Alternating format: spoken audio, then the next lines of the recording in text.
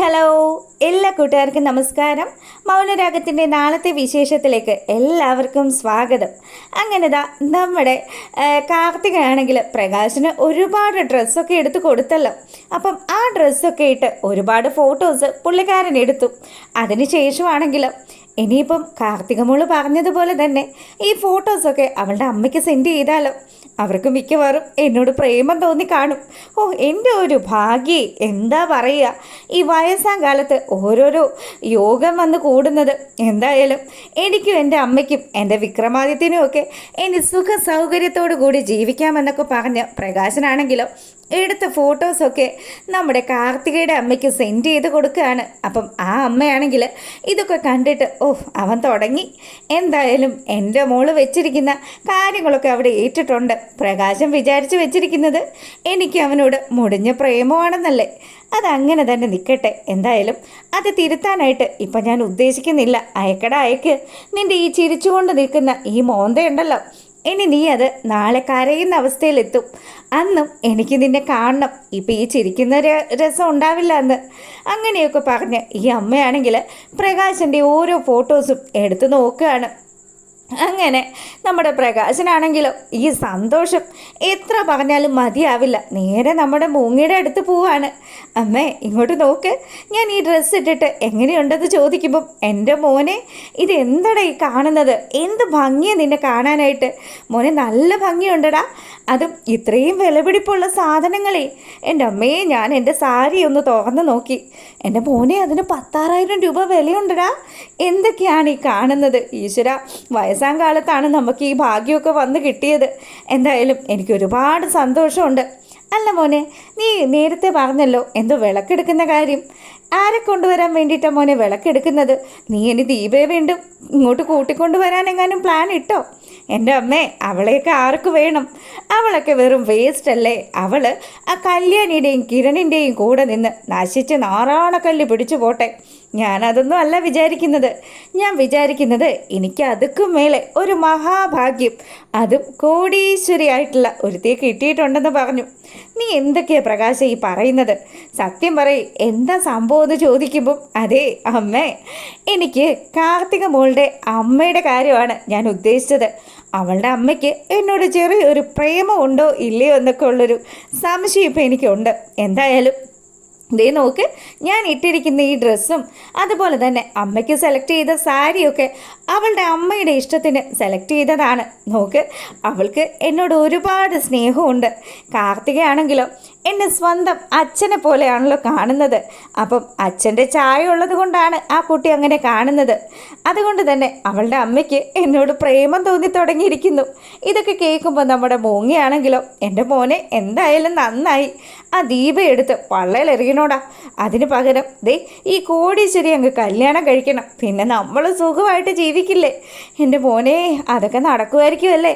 അല്ലെങ്കിൽ നമ്മുടെ വിക്രം ശരണ്യെ കല്യാണം കഴിച്ച പോലെ എങ്ങാനും ആകൂടാ? ഏയ്, ഇതങ്ങനെയൊന്നും വരില്ലമ്മേ. ഇത്രയും കോടീശ്വരിയായിട്ടുള്ള കാർത്തിക മോള് അമ്മയെ സ്നേഹിക്കുന്നത് സ്വന്തം അച്ഛമ്മയെ പോലെ തന്നെയല്ലേ? അതേടാ മോനെ, അതൊക്കെ ആലോചിക്കുമ്പോൾ ഉണ്ടല്ലോ എനിക്ക് വലിയ സന്തോഷമാണ്. എന്തായാലും നമ്മുടെ ശുക്രൻ തെളിഞ്ഞു. നീതേ അവരുടെ അടുത്ത് നമ്മുടെ കല്യാണിയുടെയും അതുപോലെ തന്നെ കാദംബരിയുടെയൊന്നും കാര്യമൊന്നും വിട്ടു പറയാൻ നിൽക്കണ്ട. അവരൊക്കെ നിന്നെ ചതിച്ചിട്ട് അവിടെ മാറി നിൽക്കുന്ന മക്കളായിട്ട് തന്നെ അവറ്റകളെ അകറ്റി നിർത്തണമെന്നൊക്കെ പറഞ്ഞ് ഈ മുത്തശ്ശിയാണെങ്കിൽ ഓരോ കാര്യങ്ങളിങ്ങനെ മകന് പറഞ്ഞു കൊടുക്കുകയാണ്. അങ്ങനെ ആ ഒരു സീനൊക്കെ കഴിയുമ്പോഴാണെങ്കിലോ നമ്മളെ കാണിക്കുന്നത് നമ്മുടെ കാർത്തികയെയും അവളുടെ അമ്മയുമാണ്. എന്താ അമ്മ, ഭയങ്കര ചിരിയാണല്ലോ. എന്താ ഇതിനു വേണ്ടി നോക്കി ചിരിക്കുന്നത്? ആ മോളെ, നീങ്ങ് വാ, എൻ്റെ ഫോണൊന്ന് നോക്കിക്കേ. ദേ ഇതിൽ എന്തൊക്കെയാണ് വന്നിരിക്കുന്നതെന്ന്. ഓ, കൊള്ളാലോ അമ്മേ, ഇതെന്താണിത്? പ്രകാശന് ഭ്രാന്തായോ എന്ന് ചോദിക്കുകയാണ് നമ്മുടെ കാർത്തിക. ആ, ഇങ്ങനെയാണെങ്കിൽ അവൻ അധികം താമസിക്കാതെ ഭ്രാന്ത് പിടിക്കും. അവനെ ഭ്രാന്ത് പിടിക്കാനുള്ള കാര്യങ്ങളല്ല ഇപ്പം നമ്മൾ ചെയ്തുകൊണ്ടിരിക്കുന്നത്. അവനെ നമ്മളെ വിശ്വസിക്കണം. നമ്മളെ വിശ്വസിച്ച് നമ്മളെ തന്നെ വിചാരിച്ച് നമ്മുടെ പണം കിട്ടും, അതുപോലെ തന്നെ അവന് നല്ലൊരു ജീവിതം കിട്ടുമെന്നൊക്കെ അവൻ ഈ വയസ്സാം കാലത്ത് ചിന്തിച്ച് കൂട്ടട്ടെ അങ്ങോട്ട്. അതൊന്നും കിട്ടില്ല എന്നറിയുമ്പം പ്രകാശൻ്റെ തലയ്ക്ക് തീ പിടിക്കും. എന്നിട്ട് അവനിങ്ങനെ നരകിച്ച് നടക്കുന്നത് ഒരു ഭ്രാന്തനെ പോലെ തെരുവിൽ അലയുന്ന കാര്യങ്ങൾ എനിക്ക് കാണണം മോളെ. അതുപോലെ തന്നെ ആ തള്ള എന്തു പറയുന്നു? അവരുണ്ടല്ലോ എന്നെ ചില്ലറയൊന്നും അല്ല കഷ്ടപ്പെടുത്തിയിരിക്കുന്നത്. അവരെ പോലെ ഇത്രയും ദുഷ്ടതയുള്ളൊരു സാധനത്തിനെ ഞാൻ എൻ്റെ ജീവിതത്തിൽ കണ്ടിട്ടില്ല. മോളെ, നിനക്കറിയാവോ, ഞാൻ ഗർഭിണിയായിരിക്കുന്ന ആ ഒരു സമയത്ത് പോലും ഈ തള്ള എനിക്ക് അല്പം പോലും മനസമാധാനം തന്നിട്ടില്ല. അവരൊറ്റൊരുത്തിയാണ് പെൺമക്കൾ പിറന്നാൽ മൊത്തത്തിൽ മുടിഞ്ഞു പോകുമെന്നും പറഞ്ഞ് നിന്റെ ആ തന്തപ്പടിയെ പറഞ്ഞു തിരുത്തി വെച്ചിരുന്നത്. എന്തു പറയാനാ മോളെ, അവർക്കും ഇപ്പോൾ കുറച്ചു നാളത്തേക്ക് ശുക്രനാണ്. ഇനി അവരുടെ കണ്ടകശനിയിലേക്ക് പോകാൻ തുടങ്ങുന്നതേ ഉള്ളൂ. അത് നമ്മൾ വേണം ഉണ്ടാക്കിയെടുക്കാനെന്ന് പറഞ്ഞു. അമ്മ, അതൊക്കെ എന്നോട് പ്രത്യേകം പറയണം. ഞാൻ എന്തായാലും എൻ്റെ അമ്മ പറയുന്നത് പോലെ തന്നെ കാര്യങ്ങളൊക്കെ നീക്കുന്നത്.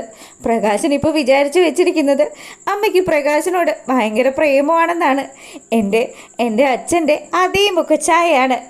അച്ഛനെന്നും പറഞ്ഞാണല്ലോ ഞാൻ പ്രകാശനെ ഇപ്പോൾ അച്ഛന്നൊക്കെ വിളിക്കുന്നത്. അതുകൊണ്ട് അയാൾ വിചാരിച്ചിരിക്കുന്നത് അമ്മയ്ക്കും ആ ഒരു സ്നേഹം പുള്ളിക്കാരൻ്റെ അടുത്ത് ഉണ്ടാകുമെന്ന്. പിന്നെ എന്തായാലും അമ്മ വാങ്ങി തന്നതാണെന്നൊക്കെ പറഞ്ഞ് തന്നെയാണ് ഞാൻ ആ ഡ്രസ്സും ഒക്കെ കൊടുത്തത്. അതേ മോളെ, അതങ്ങനെ തന്നെയാണ് വേണ്ടത്. ആ പാവപ്പെട്ട കിരണിനെയും കല്യാണിയും ഒക്കെ കഷ്ടപ്പെടുത്തിയതാണ് ആ പ്രകാശൻ. അവൻ അനുഭവിക്കാൻ കിടക്കുന്നതേ ഉള്ളൂ. അത് പറഞ്ഞപ്പോഴാണമ്മേ ഒരു കാര്യം പറയാൻ ഞാൻ വിട്ടുപോയി. എന്താ മോളെ, നീ എന്താ പറയാൻ വന്നത്? അമ്മ, ഞങ്ങളിന്ന് ഡ്രസ്സ് എടുക്കാൻ പോയ സമയത്ത് കിരണിനെയും കല്യാണിയും ഒക്കെ ആ ഒരു ഷോപ്പിൽ വെച്ച് കണ്ടായിരുന്നു. അപ്പം അവരുടെ അടുത്ത് എനിക്ക് ദേഷ്യമൊക്കെ കാണിക്കേണ്ടി വന്നു. എന്ത് ചെയ്യാനാ? എന്തായാലും കല്യാണിക്കുണ്ടല്ലോ വലിയൊരു ഭാഗ്യം തന്നെയാണ് കൈവന്നിരിക്കുന്നത്. അവളുടെ ജീവിതത്തിൽ ഒരുപാട് നന്മകളൊക്കെ ഉണ്ടമ്മേ.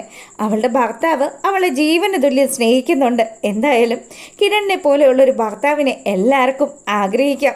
അങ്ങനെയൊക്കെ പറഞ്ഞ് ഈ മോള് നമ്മുടെ കല്യാണിയെക്കുറിച്ച് സംസാരിക്കുമ്പോഴത്തേക്കിനും അമ്മ പറഞ്ഞു, മോളെ, ഇപ്പം ഇച്ചിരി മുഖമൊക്കെ കറുപ്പിച്ച് സംസാരിച്ചാലും അവൾ നിൻ്റെ കൂടപ്പുറപ്പാണ്.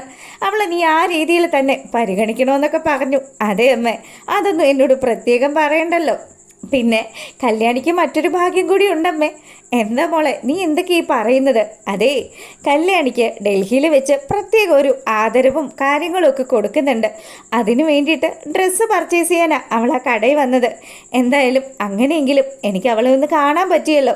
ഈ പ്രകാശൻ അന്ന് ആ പ്രശ്നങ്ങളൊന്നും ഉണ്ടാക്കിയില്ലായിരുന്നെങ്കിൽ ഇപ്പം നമ്മുടെ വീടിൻ്റെ പണിയും ഓഫീസിൻ്റെ പണിയും ഒക്കെ കിരണും കല്യാണിയും വളരെയധികം ഭംഗിയായിട്ട് ചെയ്തേനെ. എന്ത് ചെയ്യാനാ, പ്രകാശനെ ഇപ്പം അകറ്റി നിർത്താൻ പറ്റത്തില്ലല്ലോ. മോളെ, അതിനോടൊപ്പം തന്നെ ആ തള്ളയെയും പിന്നെ ആ വിക്രത്തിനെയും ഒക്കെ ഒരു പാഠം പഠിപ്പിക്കണം. അത് തന്നെയാണ് ചെയ്യേണ്ടത്. അങ്ങനെ ഇവരിവിടെ ഈ കാര്യങ്ങളൊക്കെ സംസാരിക്കുമ്പോഴത്തേക്കിനും നമ്മളെ കാണിക്കുന്നത് നമ്മുടെ മനോഹരനെയാണ്. മനു ആണെങ്കിൽ നിഷയെ പതിയെ അവളുടെ വീട്ടിൽ കൊണ്ടാക്കിയിട്ട് അവിടുന്ന് നമ്മുടെ സരയുൻ്റെ അടുത്തേക്ക് വരികയാണ്. അപ്പോൾ സരയു ആണെങ്കിലോ, എൻ്റെ മനുവേട്ടാ, നിങ്ങൾ ഇത്രയും ദിവസം ഇതെവിടെയായിരുന്നു? 2 ദിവസമായിട്ട് വിളിച്ചാലും ഫോൺ എടുക്കില്ല, എടുത്താൽ തന്നെ ഭയങ്കര ബിസിയാണ്. ഇനിയിപ്പം നിങ്ങളെ കണ്ടില്ലെങ്കിൽ ഞാൻ അവിടെ വന്ന് അന്വേഷിക്കാമെന്ന് വിചാരിച്ചിരിക്കുമായിരുന്നു. അതെന്തായാലും നന്നായി. അവിടെ വന്ന് അന്വേഷിച്ചു കഴിഞ്ഞാൽ സകല കാര്യങ്ങളും നിനക്ക് പിടികിട്ടുമല്ലോ. അതോടുകൂടി നമ്മുടെ ഈ ബന്ധം ഉണ്ടാകുമല്ലോ എന്നൊക്കെ പറഞ്ഞ് മനു ഇങ്ങനെ ചിന്തിച്ച് നിൽക്കുകയാണ്. അപ്പോൾ അത്തരത്തിലുള്ള ഒരു സൂപ്പർ ഹിറ്റ് വിശേഷമാണ് നാളെ നടക്കുന്നത്. നിങ്ങൾക്ക് ഇഷ്ടപ്പെട്ട് കഴിഞ്ഞാൽ ലൈക്ക് ചെയ്യാനും കമൻറ്റ് ചെയ്യാനും സബ്സ്ക്രൈബ് ചെയ്യാത്തവർ സബ്സ്ക്രൈബ് ചെയ്യാനും മറക്കരുതേ. ഓക്കെ.